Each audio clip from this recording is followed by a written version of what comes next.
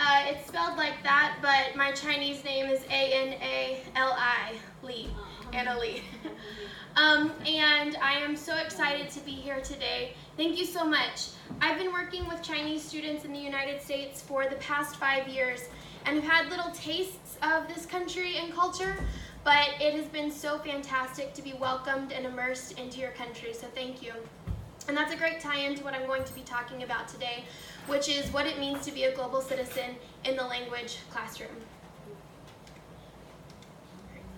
So I am an applied linguist, and when I tell people that, they look at me like, what? Because they know what an accountant does, or they know what a doctor is, but a linguist, they've never really heard of. So I say, I study languages. And immediately they ask, well, how many languages do you speak? And I've started answering that question by asking a linguist how many languages they speak is like asking a theologian how many religions they practice, right? I do speak several languages, but what applied linguists do is we use our language to find language-based issues and then use our linguistic skills to enact change for those problems. Specifically, I'm interested in how multilingualism can impact intercultural relationships. But one thing I've realized is a problem within my field is that we say we are applying our research to real issues. But when it's actually time to do that, we're not quite getting there. We conduct our studies, we publish our papers, but then that information never actually makes it to the people who need it the most, which are language teachers and students. And so I wanted to figure out how I personally could make an impact in my field and look at this problem. But in order to do that, I felt like I needed to see where this problem started. What research have we successfully applied, and where are we today? So I looked at the beginning of language education. So when we were first starting to formally teach languages, way back in the day, we were starting with the classics, Greek and Latin. And so your teacher would give you a text and you would translate that directly into the target language. And that worked well, so when we wanted to learn modern languages like German or Spanish or English, we did the same thing. But what we realized was Latin was a dead language, and so it didn't matter that no one was speaking it, and we could write it all day. But with these modern languages, writing wasn't enough. We needed to be able to communicate. And so from this issue, the audiolingual method was born. An audiolingual method centers on communication. And so how this would work would be, I would teach you a phrase in the target language, and you would repeat it, and then I would repeat it, and then you would repeat it again and again and again until you could successfully communicate that phrase in the target language. And at first this was fantastic because our students were actually speaking the language. But then we realized that because they had only rotely memorized certain phrases, when they actually were speaking with native speakers, they were like robots. And if there was a native speaker who said something that they hadn't memorized, they couldn't communicate effectively. And so in the 70s, we get with the Firth Halliday School and come up with the communicative method, which, as Elizabeth mentioned, is still something that is very widely practiced today. So if you walk into a communicative classroom, you're probably going to see role-playing and the teaching of idioms and explanations of real-world situations. Because what the communicative approach does is take the important things from the previous methods of the grammar and the lexicon and the syntax, but layers on top of that semantics and pragmatics. But semantics and pragmatics are pretty closely married to cultural education. And so we see in our classrooms the communicative approach has seeped into our textbooks.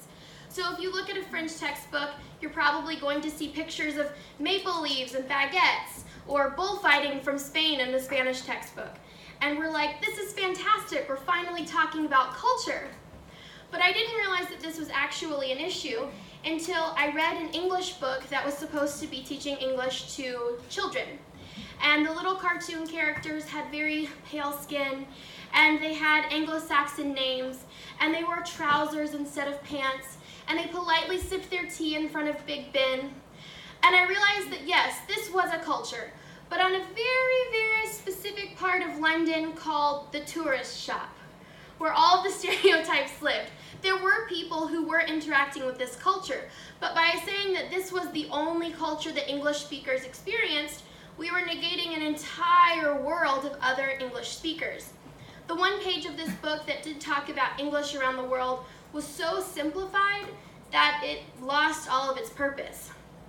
And so this was where I started to get the idea of global citizenship. When I first came across this term, I didn't really know what it meant. I thought maybe it had something to do with a passport. I hold one passport because I'm a citizen of one country. Maybe if my parents had been from somewhere else, I would have 2 passports, but that didn't seem substantial enough to hold. So I thought maybe it was about the stamps in my passport. The more places I had been to, the better global citizen I would be. And for a long time, I thought this was true, until I started teaching English. And I realized that global citizenship has nothing to do with the passports and everything to do with the people who hold them. That global citizenship means getting out there and talking to people with our language skills. And so you might be sitting there thinking, well, if we're already teaching English, then we're already teaching them how to be global citizens if the point is just language education. And to an extent, that is true. We are equipping our students with the ability to go be global citizens. But what we need to do is take that one step further and empower them to understand what global citizenship means and what this blessing that we have as being multilingual people is actually a responsibility to use our language skills to enact change. So how do we do this? Well, I came across then the idea of critical literacy, which kind of stems from the Sapir-Whorf hypothesis that explains that language and where we are affects the way that we think about things. And so in the critical literacy paradigm, I think about an idea one way because I'm from one place with one language and one culture, but you might think about it differently because you're from a different place and language and culture, and he's going to think about it differently still. And so we have these 3 fragmented ideas of the same thing. And what critical literacy explains is that instead of having separate ideas, we should come together to have a holistic understanding of the same thing. When I began teaching in Spain, I had the perfect opportunity to practice critical literacy. I was working at a bilingual high school, mostly with 14-year-old students in an English classroom. And we participated in a program called Global Classrooms. If you're familiar with the program called Model United Nations, it's the same thing, just rebranded for ESL learners. But if you've never heard of it, Model United Nations and Global Classrooms give students a topic that would likely be discussed in the real United Nations, and they assign them countries where they research what those countries think and feel about the topic, and then they come to a conference and debate and try to pass a resolution for that idea. Well, the year I was teaching, our topic for the conference was violence against women. And I thought, you want me to talk to 14-year-olds about female genital mutilation and childhood marriage and forced domestic labor. I thought I was going to be talking about nouns and verbs in this English class. But then it all clicked that this was the opportunity that I had been looking for to employ this idea of global citizenship through my language education. So my students were still practicing English. They were researching in English, they were writing proposal papers in English, they were speaking publicly and interpersonally in English. So we were practicing the linguistic skills that they expected to learn. But on top of that, we were layering this idea of critical literacy, understanding how people from different places have different ideas. My students had to represent countries that had ideas far different from their personal beliefs, and we had to work through that and understand what that means. We actually placed at the national Spanish competition, but by the time this was all said and done, I figured my students would be so tired of talking about human rights, but they weren't. They wanted to continue to apply their English skills to real life.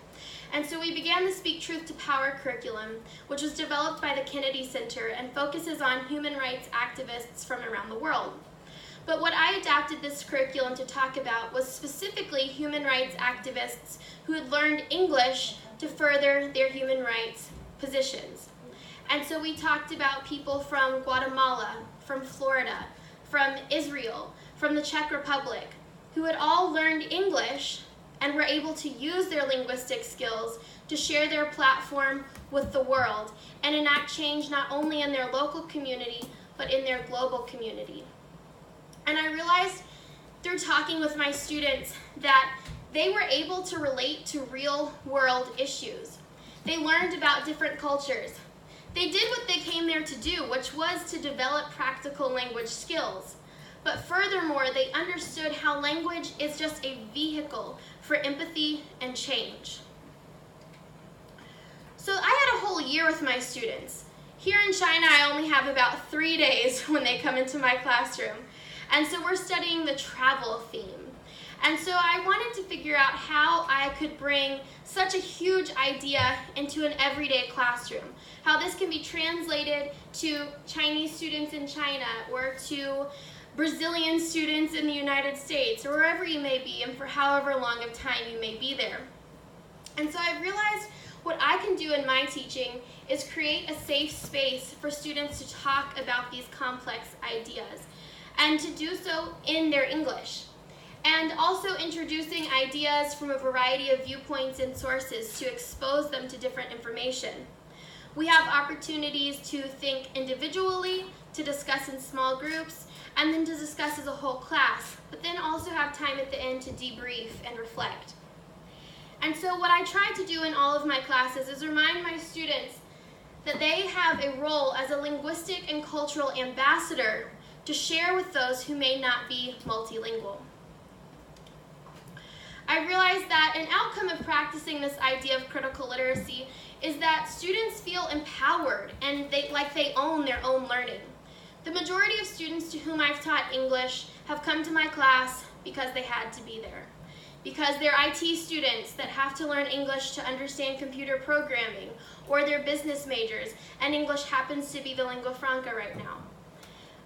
But by learning these real-world things, my students have been able to understand that language and English can be effective in the classroom and can be effective in the workforce, but we can also make it effective around the globe.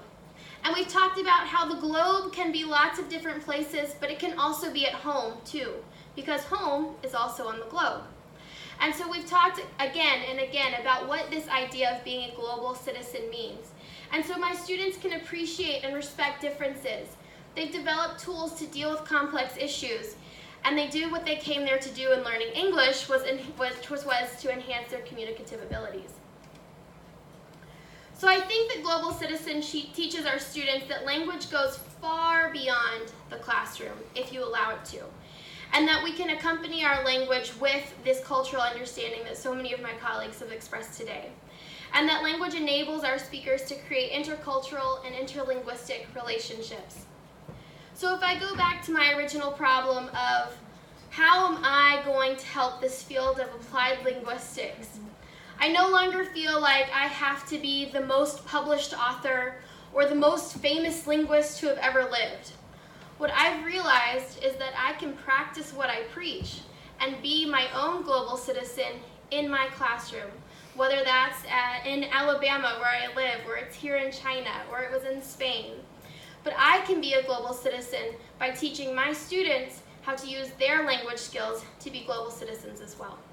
Thank you.